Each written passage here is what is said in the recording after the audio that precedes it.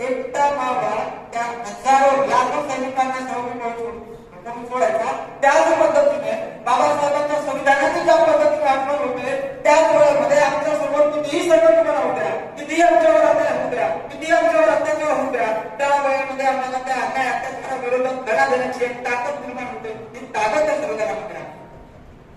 परंतु त्याच्या आधी आमच्या मनामध्ये हा प्रश्न निर्माण झाला होणं गरजेचं आहे, झाला पाहिजे.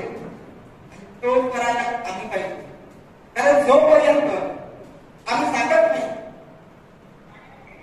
या संविधानाने आम्हाला सर्व काही अजूनपर्यंत हे मान्य करायला तयार नाहीत की आमचं जीवन हे चालतं. आज आम्ही ज्या पद्धतीने काम करतोय, ज्या पद्धतीने आम्ही पैसा कमवतोय, ज्या पद्धतीने आम्ही आमचं करून भोगतोय, याचं सर्व श्रेय फक्त आणि फक्त संविधान आहे. हे जोपर्यंत आम्ही मान्य करत नाही तोपर्यंत कधीच आपल्या मनामध्ये संविधानाबद्दल प्रेम निर्माण होणार